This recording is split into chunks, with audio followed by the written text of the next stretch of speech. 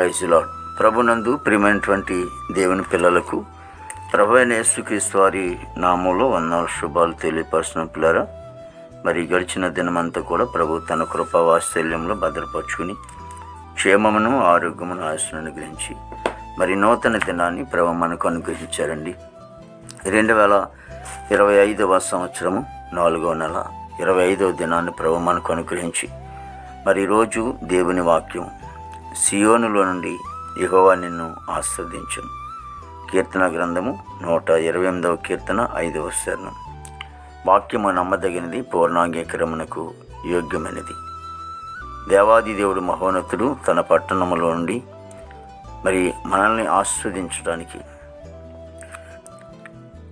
దేవాది దేవుడు అని అంటున్నాడు, సియోనులో నుండి నేను మిమ్మల్ని ఆశీర్వదిస్తాను. ఆయన ఆశీర్వాదం మనకు కావాలంటే, ఆయన ఆశీర్వదించాలంటే అని అంటాడు, యెహోవాయందు భయభక్తులు కలిగి ఆయన త్రోవలో నడిచేవారందరూ కూడా ధన్యులని.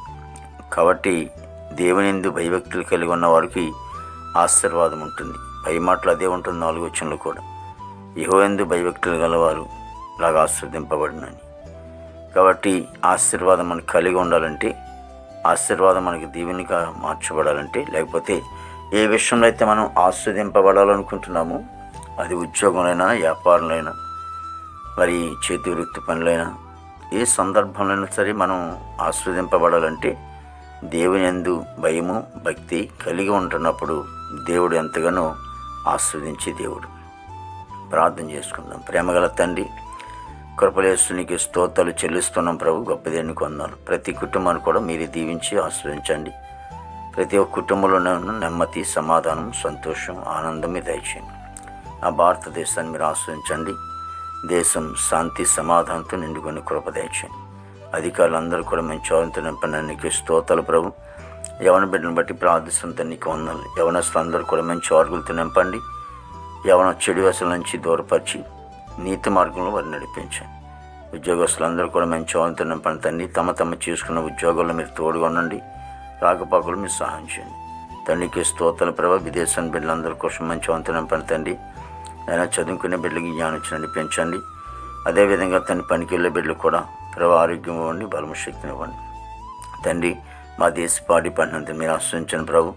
దేవాదిగో తండ్రి వ్యవసాయాలు ఇప్పుడు చేసుకున్నారు తండ్రి, మీరు ప్రోత్సహించండి. వాతావరణం దయచండి. చేపల చెరువులు, రైలు చెరువులు ఇవన్నీ కూడా ప్రభా తండ్రి నేను ఫలితాలు కృప దయచండి. అలాగే ప్రభా మరి నేను అపరాల పంటలు ఇవన్నీ కూడా ప్రభా మరి నేను కూరగాయల పంటలు అన్నీ కూడా ప్రభా మరి నేను యేసునికి స్తోత్రాలు చెల్లిస్తున్నాం ప్రభు. ఆస్వాదించండి తండ్రి. నీకే స్తుతి స్తోత్రాలు చెల్లిస్తున్నాం ప్రభు. గొప్ప దీనికి వందనాలు తండ్రి. మరి నేను హాస్పిటల్ రూమ్ స్వస్థపరిచిన జైల్లోనే బిల్లు విడుదలచండి. కోర్టు గొడవలు కేసు గొడవలను కూడా కొట్టివేసి రక్షణ లేని వారు రక్షణ దయచేయండి. మారు మనసు లేని వారు మారు మనసు దయచేయండి. వివాహం లేని వారికి వివాహం దయచేయండి. గృహం లేని వారు గృహం దయచేయండి. గర్భఫలం లేని వారికి గర్భం దయచేయండి. గర్భిణీ చేసి సుఖం డెలివరీ దయచేయండి. తల్లి బిడ్డ క్షేమం దయచేయండి తండ్రి.